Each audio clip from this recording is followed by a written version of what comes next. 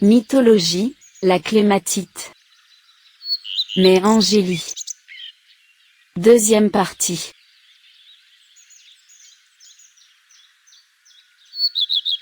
C'est le temps de l'été. Hervé arrose abondamment. L'eau s'écoule dans les rigoles. Ça sent la terre chaude et mouillée.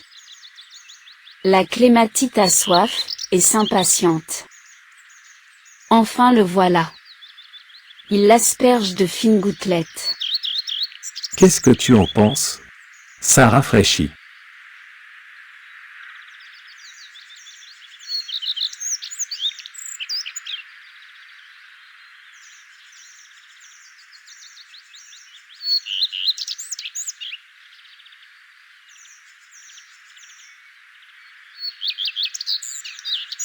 Arrête, il fait presque nuit. Je suis au nord, tu l'oublies? C'est trop tard. C'est toujours la même chose, tu sers tout le monde avant moi. Ne te fâche pas. Allez, bonne nuit. Bonne nuit, mais ça m'étonnerait que je trouve le sommeil. Je suis transi.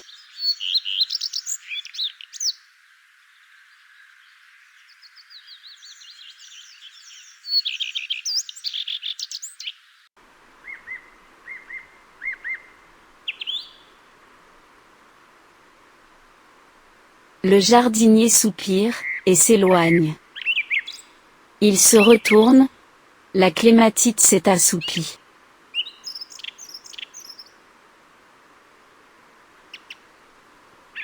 Avec la chaleur du soleil, les groseilles, les framboises et les fraises rougissent.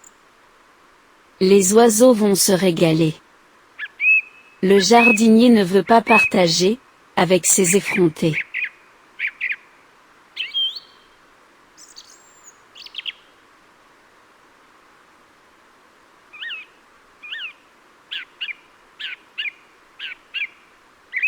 Il installe l'épouvantail et accroche des bruisseurs argentés dans les arbres fruitiers.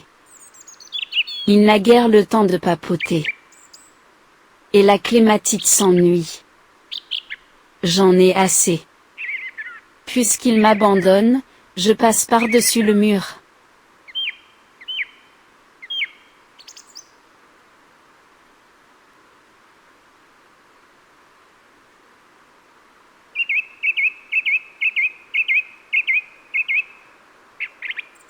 Quelques jours plus tard, Hervé entend qu'on l'appelle.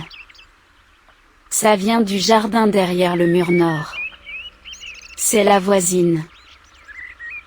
Oui, Dit-il. Votre clématite m'envahit. Et si vous n'intervenez pas, je serai malheureusement obligé de couper, ce qui dépasse de mon côté.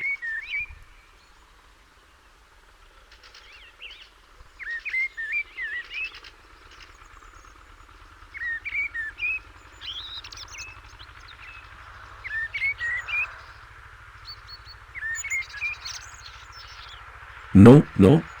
J'arrive. Il monte sur l'échelle et repasse les rameaux de son côté. Coquine. Bougonne Hervé, après ces lianes vivaces, qui se dérobent. Vous disiez? Demande la dame. Elle est jolie.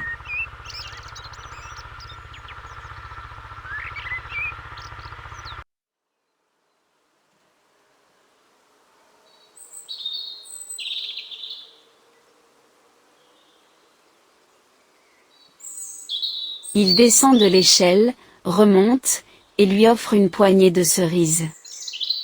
Tenez. Dit-il. Elles sont fameuses cette année. Il rougit, et redescend. Maintenant, à nous deux. Ma belle. Il attache les tiges fantasques. Il serre les nœuds.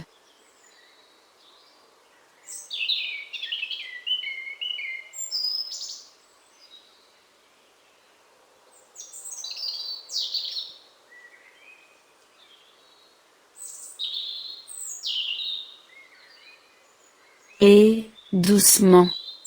Tu m'étouffes. Ah! Tu débordes de l'autre côté du mur. Tu veux partir. Ça ne se passera pas comme ça. Tu es fâché? C'est un comble. Tu accroches partout des trucs, pour protéger les fruits. Je te signale, que j'en ai aussi. Ma chère, les tiens ne sont pas comestibles. La clématite est vexée. Hervé vérifie les attaches. Il est fatigué.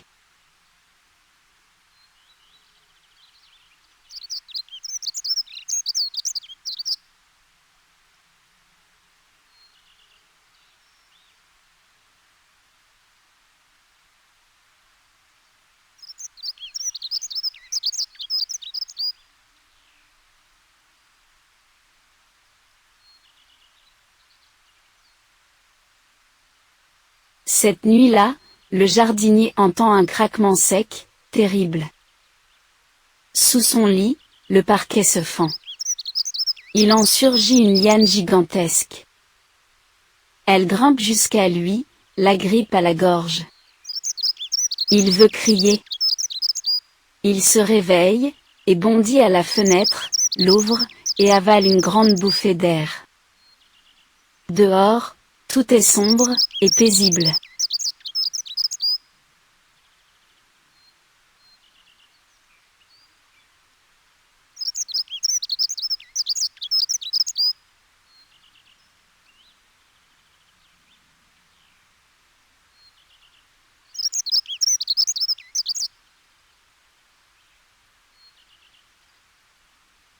Le lendemain, il pleut. Hervé commence sa tournée matinale, par une visite à la clématite. « Bonjour, lui dit-elle. Tu es tout trempé. Le jardinier ne répond pas à ce salut. Il sort un sécateur de sa poche.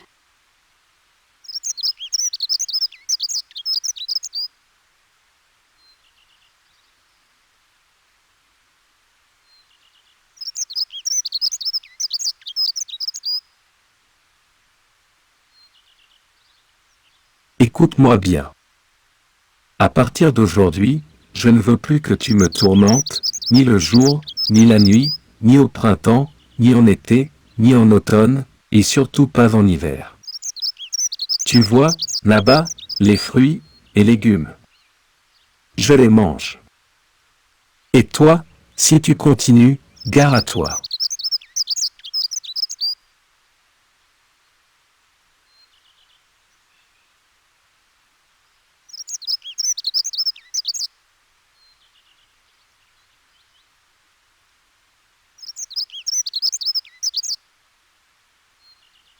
La clématite tremble d'effroi.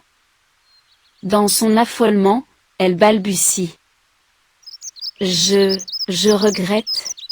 Excuse-moi, je sais, je suis parfois capricieuse. Mais... Hervé la regarde. Bon, n'en parlons plus.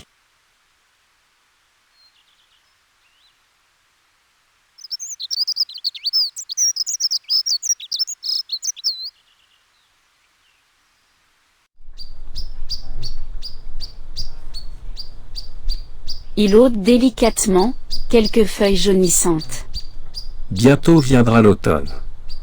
On se reposera un peu, nous en avons besoin. Il s'éloigne.